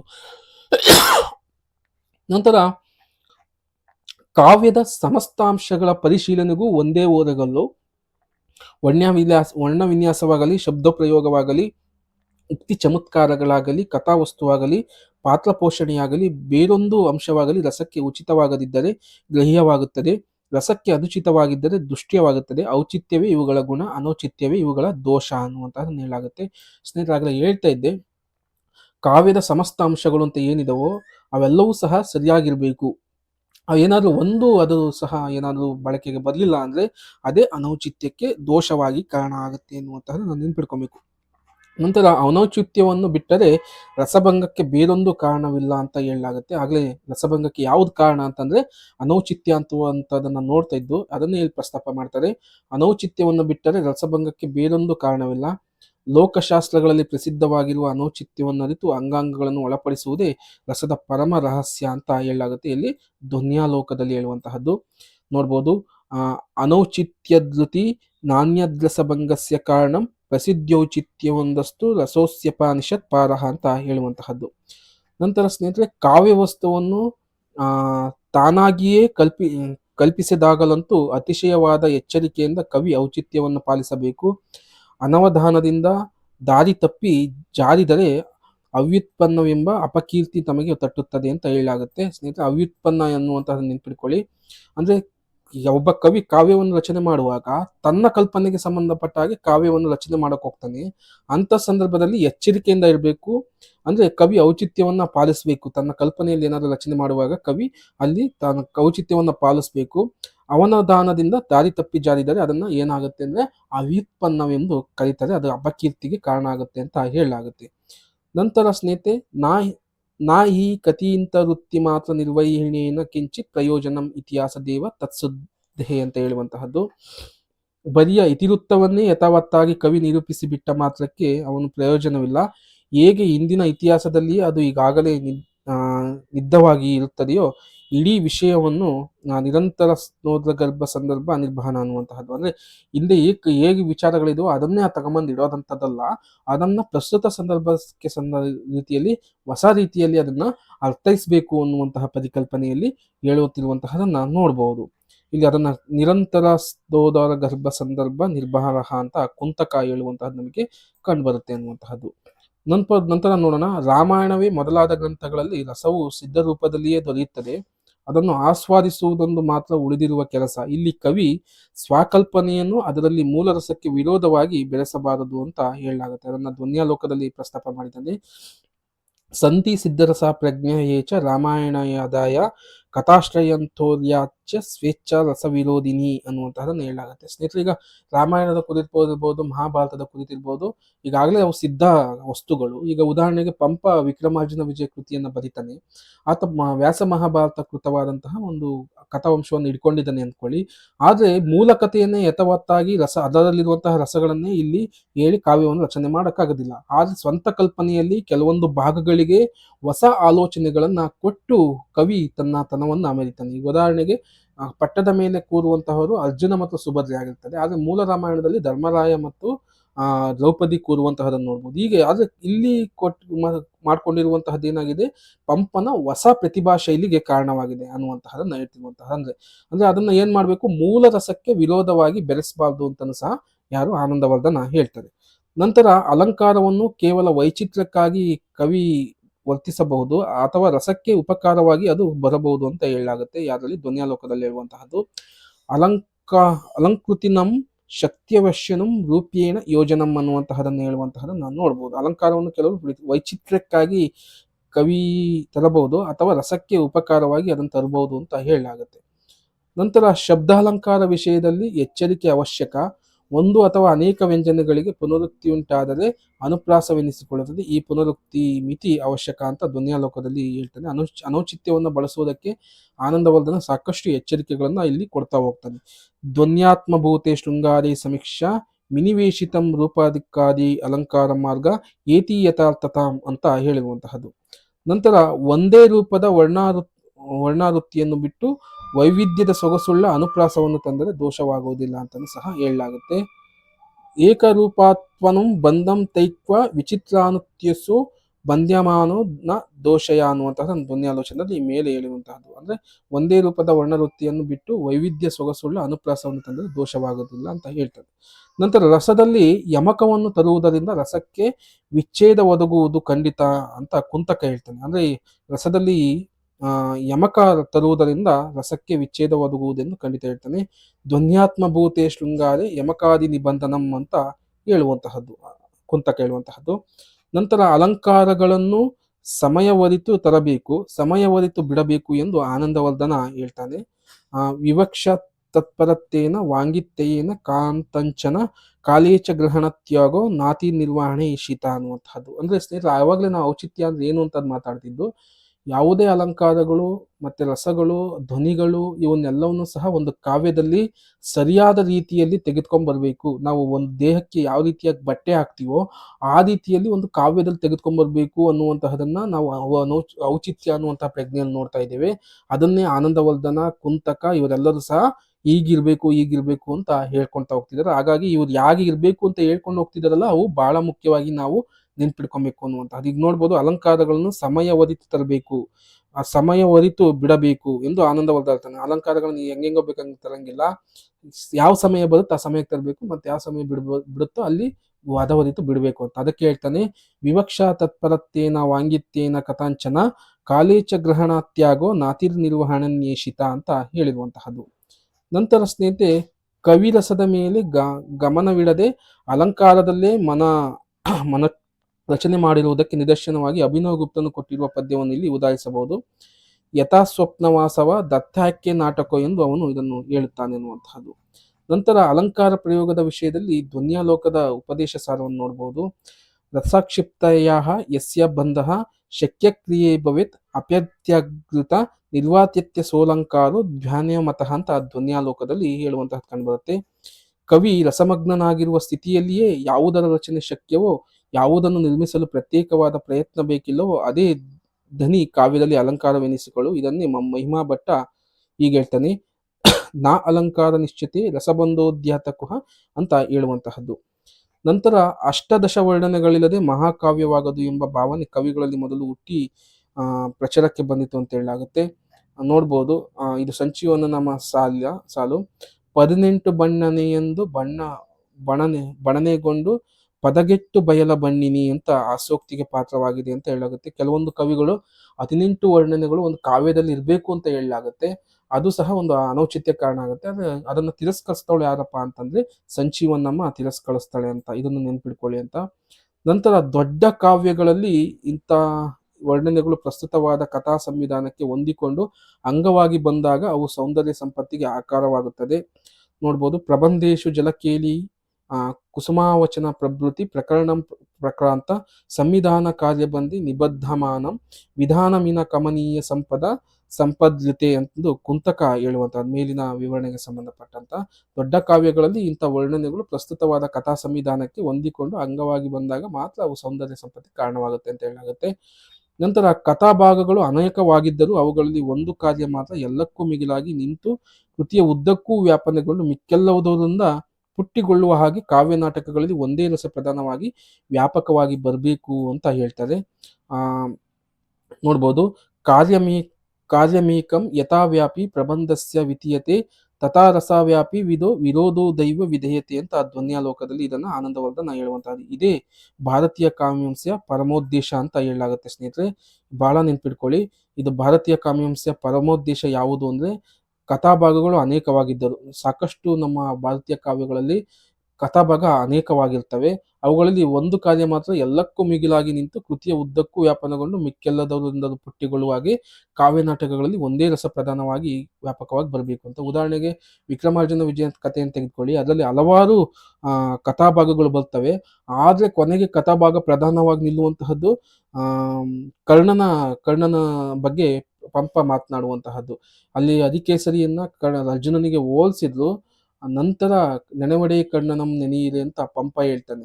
ಕರ್ಣ ರಸಾಯನ ಮಲ್ತೆ ಭಾರತಂ ಅಂತಾನೆ. ಅಂದ್ರೆ ಯಾವ ರೀತಿಯಪ್ಪ ಅಂದ್ರೆ ಹಲವಾರು ಕಥಾಭಾಗಗಳಿದ್ರು, ಅದರಲ್ಲಿರುವಂತಹ ಯಾವುದೋ ಒಂದು ಕಥಾಪ್ರಗಾದವನ್ನು ಪ್ರಧಾನವಾಗಿ ಇಟ್ಕೊಂಡು ಇಡೀ ಕಾವ್ಯದ ಉದ್ದಕ್ಕೂ ಅದನ್ನೇ ವ್ಯಾಪಿಸಲಾಗುತ್ತೆ. ಅದು ಭಾರತೀಯ ಕಾವ್ಯ ಮೀಮಾಂಸೆಯ ಒಂದು ಪರಮೋದ್ದೇಶ ಅಂತ ಹೇಳಲಾಗುತ್ತೆ. ಅದನ್ನ ಧ್ವನ್ಯಾಲೋಕದಲ್ಲಿ ಆನಂದವರ್ಧನ ಹೇಳುವಂತಹದ್ದು. ಕಾರ್ಯಮೇಕಂ ಯಥಾವ್ಯಾಪಿ ಪ್ರಬಂಧಸ್ಯ ವಿಧೀಯತೆ ತಥಾ ರಸವ್ಯಾಪಿ ವಿರೋಧೋನೈವ ವಿಧೇಯತಿ ಅಂತ ಹೇಳುವಂಥದ್ದು. ಹಾಗಾಗಿ ನೆನ್ಪಿಟ್ಕೊಳ್ಳಿ ಸ್ನೇಹಿತರೆ, ಇದನ್ನ ಸ್ಟೇಟ್ಮೆಂಟ್ ಕೇಳೋ ಸಾಧ್ಯತೆ ಇರುತ್ತೆ ಎನ್ನುವಂತಹದ್ದು. ನಂತರ ಅತಿ ಸರ್ವತ್ರ ವರ್ಜಯೇತೆ ಎಂಬುದಲ್ವ ಅನ್ನುವಂಥದ್ದನ್ನು ನೋಡ್ಬೋದು. ಕಾವ್ಯವೊಂದು ಬಿಡಿ ಪದ್ಯದಷ್ಟು ಚಿಕ್ಕದಾಗಿರಲಿ, ಹಲವು ಸರ್ಗ ಅಥವಾ ಅಂಕಗಳಿಂದ ಕೂಡಿದ ದೀರ್ಘವಾಕೃತಿಯಾಗಿರಲಿ, ಅಲ್ಲಿ ರಸವಿವೇಕ್ಷೆಯನ್ನು ಮಾಡಬೇಕೆಂದು ಬಳಸುವ ಕವಿ ಅದಕ್ಕೆ ವಿರೋಧಿಯಾದ ಅಂಶಗಳನ್ನೆಲ್ಲ ಪ್ರಯತ್ನಪೂರ್ವಕವಾಗಿ ಪರಿಹಾರ ಮಾಡಬೇಕು ಅಂತ ಧ್ವನ್ಯಾಲೋಕದಲ್ಲಿ ಹೇಳಲಾಗುತ್ತೆ. ಕಾವ್ಯವನ್ನ ನಾವು ರಚನೆ ಮಾಡುವಂತಹ ಸಂದರ್ಭದಲ್ಲಿ ಅದು ಬಿಡಿ ಬಿಡಿ ಪದ್ಯ ಆಗಿರಲಿ, ಚಿಕ್ಕದಾಗಿರ್ಲಿ, ಹಲವು ಸರ್ಗ ಅಥವಾ ಅಂಕಗಳಿಂದ ರಚನೆ ಆಗಿರಲಿ, ದೀರ್ಘಕೃತಿ ಆಗಿರಲಿ, ಅಲ್ಲಿ ರಸವಿವೇಕ್ಷೆಯನ್ನು ಮಾಡಬೇಕು ಎಂದು ಬಳಸುವ ಕವಿ ಅದಕ್ಕೆ ವಿರೋಧಿಯಾದಂತಹ ಅಂಶಗಳನ್ನು ಪ್ರಯತ್ನಪೂರ್ವಕವಾಗಿ ಪರಿಹಾರ ಮಾಡಬೇಕು ಅಂತ ಧ್ವನ್ಯಾಲೋಕದಲ್ಲಿ ಹೇಳ್ತಾನೆ. ಅದನ್ನ ಮಮ್ಮಟ ಹೇಳುವಂತಹದನ್ನು ನೋಡ್ಬೋದು. ಪ್ರಬಂಧೆ ಮುಕ್ತಕೆ ಪಾಪಿ ರಸಾದಿನ್ ಬಂದಾಮಿ ಚಿತ್ರ ಅಂತ ಮಮ್ಮಟನು ಸಹ ಇದೇ ರೀತಿ ಹೇಳುವಂತಹದ್ದು ಕಂಡುಬರುತ್ತೆ. ಕಾವ್ಯದ ಎಲ್ಲ ಅಂಶಗಳನ್ನು ಏಕಾ ಏಕಾಯತ್ತ ದೃಷ್ಟಿಯಿಂದ ಗ್ರಂಥ ಮಾಡಬೇಕೆಂಬ ತತ್ವ ಭರತನ ನಾಟ್ಯಶಾಸ್ತ್ರದಲ್ಲಿಯೇ ಬರುತ್ತದೆ ಅಂತ ಹೇಳಲಾಗುತ್ತೆ. ಕಾವ್ಯದ ಎಲ್ಲ ಅಂಶಗಳನ್ನು ಏಕಾಯತ್ತ ದೃಷ್ಟಿಯಿಂದ ಗ್ರಂಥ ಗ್ರಂಥ ಮಾಡಬೇಕೆಂಬುದು ಭರತನಲ್ಲೇ ಬರುತ್ತೆ ಅಂತ ಹೇಳಲಾಗುತ್ತೆ. ರುದ್ರಟನು ಔಚಿತ್ಯವೆಂಬ ಶಬ್ದವನ್ನು ಉಪಯೋಗಿಸುವುದಿಲ್ಲದೆ ರಸದೋಷಗಳಲ್ಲಿ ಕೆಲವನ್ನು ಹೇಳುತ್ತಾನೆ ಅಂತ ಹೇಳಲಾಗುತ್ತೆ. ರುದ್ರಟ ಔಚಿತ್ಯ ಅನ್ನೋದನ್ನು ಪ್ರಸ್ತಾಪ ಮಾಡಲಿದ್ರು, ಆತ ಏನ್ ಮಾಡಲಾಗಿದೆ, ಶಬ್ದವನ್ನೇ ಉಪಯೋಗಿಸುವುದಲ್ಲಿ ರಸದೋಷಗಳಲ್ಲಿ ಇದನ್ನು ಹೇಳ್ತಾನೆ ಅಂತ ಹೇಳಲಾಗುತ್ತೆ. ಔಚಿತ್ಯವು ಪೂರ್ಣ ರೂಪವನ್ನು ತಾಳಿ ಕಾವ್ಯದ ಒಳಗನ್ನು ಹೊರಗನ್ನು ವ್ಯಾಪಿಸಿದ್ದು ಧ್ವನ್ಯಾಲೋಕದಲ್ಲಿ ಅಂತ ಹೇಳಲಾಗುತ್ತೆ. ನೋಡ್ಬೋದು, ಇಲ್ಲಿ ಅತಿ ಹೆಚ್ಚು ಕಾವ್ಯದಲ್ಲಿ ಈಗಿರ್ಬೇಕು, ಈಗಿರ್ಬಾರ್ದು, ಅಲಂಕಾರ, ರಸ ಈಗೆಲ್ಲ ಈಗಿರ್ಬೇಕು ಅಂತ ಅತಿ ಹೆಚ್ಚು ಹೇಳ್ದಂಥವ್ನು ಯಾರಪ್ಪ ಅಂದ್ರೆ ಧ್ವನ್ಯಾಲೋಕದಲ್ಲಿ ಆನಂದವರ್ಧನ ಅನ್ನುವಂಥದ್ದನ್ನ ನೆನ್ಪಿಟ್ಕೊಬೇಕು. ಪೂರ್ಣ ಪ್ರಮಾಣದಲ್ಲಿ ಔಚಿತ್ಯ ವಿಚಾರ ತಿಳಿಯಬೇಕಾದರೆ ಕ್ಷಮೇಂದ್ರನ ಔಚಿತ್ಯದಿಂದ ತಿಳಿಬೇಕು ಅಂತ ಹೇಳ್ಬೇಕು. ಯಾಕಂದ್ರೆ ಔಚಿತ್ಯ ಪ್ರಸ್ಥಾನವನ್ನ ಮಂಡಿಸ್ತಾನೆ ಯಾರು, ಕ್ಷಮೇಂದ್ರ ಅನ್ನುವಂತಹದ್ದು. ಹಾಗಾಗಿ ಔಚಿತ್ಯ ಪ್ರಸ್ಥಾನ ಯಾರನ್ನ ಹಾಕ್ಬೇಕು ನೀವು ಅಂದ್ರೆ ಕ್ಷಮೇಂದ್ರ ಅಂತ ಕೇಳಿದಾನೆ ಸಾಕಷ್ಟು ಬಾರಿ. ಔಚಿತ್ಯ ಪ್ರಸ್ಥಾನವನ್ನ ಮಂಡಿಸ್ತಾನೆ ಯಾರು ಅಂತಂದ್ರೆ ಕ್ಷಮೇಂದ್ರ ಅನ್ನುವಂತಹದ್ದು ಈಗಾಗಲೇ ಕೇಳಿದ್ದಾರೆ. ಅಂದ್ರೆ ಕಾವ್ಯದ ಒಳಗು ಮತ್ತು ಹೊರಗು ಹೇಗಿರ್ಬೇಕು ಅನ್ನುವಂತಹದನ್ನ ಆದ್ರೆ ಒಂದು ಪ್ರಸ್ಥಾನವಾಗಿ ಮಂಡಿಸಲ್ಲ ಆನಂದವರ್ಧನ, ಆದ್ರೆ ಅದ್ರ ಕುರಿತು ಮಾತನಾಡ್ತಾನೆ. ಅದನ್ನ ಹೇಗ್ ಮಾತನಾಡ್ತಾನಪ್ಪ ಅಂದ್ರೆ ಕಾವ್ಯದ ಒಳಗು ಮತ್ತು ಹೊರಗು ಯಾಗೆಲ್ಲ ಔಚಿತ್ಯ ಬಳಕೆ ಆಗ್ಬೇಕು ಅನ್ನುವಂತಹದನ್ನ ಹೇಳ್ತಾರೆ ಸ್ನೇಹಿತರೆ. ಔಚಿತ್ಯ ಅಂದ್ರೆ ಇನ್ನೇನು ಇಲ್ಲ, ಒಂದು ಕಾವ್ಯ ರಚನೆಯಾದಾಗ ಅಲಂಕಾರ, ರಸ, ಧ್ವನಿ ಮತ್ತೆ ಅಲ್ಲಿ ಬಳಕೆಯಾಗುವಂತಹ ಛಂದಸ್ಸು ಯಾವ ರೀತಿಯಾಗಿರ್ಬೇಕು, ಈ ರೀತಿಯಾಗಿರ್ಬಾರ್ದು ಅನ್ನುವಂತಹದನ್ನ ನಿರ್ದೇಶನ ಕೊಡುವಂತಹದ್ದು ಏನಾಗಿದೆ, ಔಚಿತ್ಯ ಆಗಿದೆ ಅನ್ನುವಂತಹದನ್ನ ನೋಡ್ಬೋದು. ಆ ಔಚಿತ್ಯದ ಕುರಿತು ಒಂದು ದೊಡ್ಡ ಪ್ರಸ್ಥಾನವನ್ನ ಮಂಡಿಸ್ತವನು ಯಾರಾಗಿರ್ತಾನೆ, ಕ್ಷಮೇಂದ್ರ ಅನ್ನುವಂತಹದನ್ನ ತಿಳ್ಕೊಬೇಕು. ಒಟ್ಟು ಕಾವ್ಯದಿಂದ ಅಭಿವ್ಯಕ್ತವಾಗುವ ಅಖಂಡ ಧ್ವನಿಯೇ ಪ್ರಬಂಧ ರಸ, ಇದೇ ಪರ್ಯಾಂತ ರಸ, ಇದರ ಆಕಾರ ಕವಿಯ ಪ್ರತಿಭೆ, ಇದರ ನಿಕೇತನ ಸೌಹೃದಯ ಹೃದಯ ಅಂತ ಹೇಳಲಾಗುತ್ತೆ. ಸಾರಸ್ವತಸ್ತತ್ಯಂ ಕವಿ ಸೌಹೃದಯಾಖ್ಯ ವಿಜಯತೆ ಅಂತ ಕರೆಯಲಾಗುತ್ತೆ ಸ್ನೇಹಿತರೆ. ಇದು ಬಹಳ ಮುಖ್ಯ, ಇದನ್ನು ಸಹ ನೆನ್ಪಿಟ್ಕೊಳ್ಳಿ. ಒಂದು ಕಾವ್ಯದಿಂದ ಅಭಿವ್ಯಕ್ತವಾಗುವ ಅಖಂಡ ಧ್ವನಿಯೇ ಪ್ರಬಂಧ ರಸ ಅಂತ ಹೇಳಲಾಗುತ್ತೆ. ಇದು ಸ್ನೇಹಿತರ ಪ್ರಶ್ನೆ ಕೇಳಿದರೆ, ಒಂದು ಕಾವ್ಯದಿಂದ ಅಭಿವ್ಯಕ್ತವಾಗುವ ಅಖಂಡ ಧ್ವನಿಯನ್ನ ಏನಂತ ಕರೀತಾರೆ ಅಂದ್ರೆ ಪ್ರಬಂಧ ರಸ ಅಂತ. ಇದೇ ಪರ್ಯಂತ ರಸ, ಇದರ ಆಕಾರ ಕವಿಯ ಪ್ರತಿಭೆ, ಇದರ ನಿಕೇತನ ಸೌಹೃದಯ ಹೃದಯ ಅಂತ ಕರೀಲಾಗುತ್ತೆ. ಅದಕ್ಕೆ ನೋಡ್ಬೋದು ಸ್ವಾರಸ್ವತ್ಯಸ್ತ್ಯ ಕವಿ ಸೌಹೃದಯಕ್ಕೆ ವಿಜಯತೆ ಅಂತ ಕರೆದಿರುವಂತಹದ್ದು. ಇಷ್ಟು ಸ್ನೇಹಿತರೆ ನಿಮಗಿಟ್ಟಿರುವಂತಹದ್ದು ವಿಚಾರಗಳ ಹಿನ್ನೆಲೆಯಲ್ಲಿ ಭಾರತೀಯ ಕಾವ್ಯಾಂಶ ಚರ್ಚೆಯ ಈ ತರಗತಿಯಲ್ಲಿ ಮುಕ್ತಾಯಗೊಳಿಸ್ತಿದ್ದೇನೆ. ಇದರಲ್ಲಿ ನೀವು ರಸಪ್ರಭೇದಗಳು, ಶಾಂತರಸ ಮತ್ತು ಔಚಿತ್ಯದ ಬಗ್ಗೆ ತಿಳ್ಕೊಂಡಿದ್ದೀರಾ. ಇದು ಸಾಕಷ್ಟು ಇದರಲ್ಲಿ ಪ್ರಶ್ನೆಗಳು ಬರುವ ಸಾಧ್ಯತೆ ಇರುತ್ತೆ. ಇಂದಿನ ತರಗತಿಯಲ್ಲಿ ಇವನ್ನೆಲ್ಲವನ್ನು ಗಮನಿಸಿಕೊಂಡು ಅರ್ಥ ಮಾಡಿಕೊಂಡು ಪರೀಕ್ಷೆಗೆ ನಿಮಗೆ ಸಹಕಾರ ಆಗಲಿ ಅಂತ ಕೇಳ್ಕೊಂತ, ಮುಂದೆ ಇದೇ ತೀನಂ ಶ್ರೀ ಅವರ ಭಾರತೀಯ ಕಾವ್ಯಾಂಶದಲ್ಲಿ ಕನ್ನಡ ಕಾವ್ಯದ ಲಕ್ಷಣಗಳು ಅನ್ನುವಂಥದ್ದನ್ನ ಒಂದು ಭಾಗವನ್ನು ನೀಡಲಾಗಿದೆ ಸ್ನೇಹಿತರೆ. ಅದು ಒಂದು ತರಗತಿಯನ್ನು ನಾನು ನಿಮಗೆ ಹಾಕ್ತೀನಿ. ಅಲ್ಲಿಗೆ ಭಾರತೀಯ ಕಾವ್ಯಾಂಶ ಮುಕ್ತಾಯ ಆಗುತ್ತೆ. ನಂತರ ನಿಮಗೆ ಸ್ನೇಹಿತರೆ ಇಡೀ ಕನ್ನಡ ಸಾಹಿತ್ಯ ಚರಿತ್ರೆಯಲ್ಲಿ ಒಂದು ಅರ್ಧಕ್ಕೆ ನಿಲ್ಲಿಸಿದ್ದೆ ಪ್ರಾಚೀನ ಕನ್ನಡ ಸಾಹಿತ್ಯಕ್ಕೆ. ಮುಂದೆ ಈಗ ಮಧ್ಯಕಾಲೀನ ಕನ್ನಡ ಸಾಹಿತ್ಯದಿಂದ ಕನ್ನಡ ಸಾಹಿತ್ಯ ಚರಿತ್ರೆ ಮೇಲೆ ವಿಡಿಯೋಗಳನ್ನು ಹಾಕ್ತಾ ಹೋಗ್ತೀನಿ. ಅದು ನಿಮಗೆ ಇನ್ನೂ ತುಂಬಾ ಉಪಯುಕ್ತವಾಗುತ್ತೆ ಅಂತ ಹೇಳ್ತಾ, ಸ್ನೇಹಿತರೆ ಯಾರೆಲ್ಲ ಕರುನಾಡು ಜಾಬ್ ಚಾನಲ್ನ ಸಬ್ಸ್ಕ್ರೈಬ್ ಮಾಡ್ಕೊಂಡಿಲ್ವೋ ಸಬ್ಸ್ಕ್ರೈಬ್ ಮಾಡ್ಕೊಳ್ಳೋ ಮುಖಾಂತರ ಇನ್ನೂ ಹೆಚ್ಚಿನ ಈ ವಿಡಿಯೋಗಳನ್ನು ಮಾಡೋದಕ್ಕೆ ತಮ್ಮ ಸಹಕಾರ ಇರಲಿ ಅಂತ ಕೇಳ್ತಾ, ಸ್ನೇಹಿತರೆ ಇಲ್ಲಿಗೆ ತರಗತಿಯನ್ನು ಮುಗಿಸ್ತಿದ್ದೇನೆ. ತಮಗೆಲ್ಲರಿಗೂ ಧನ್ಯವಾದಗಳು.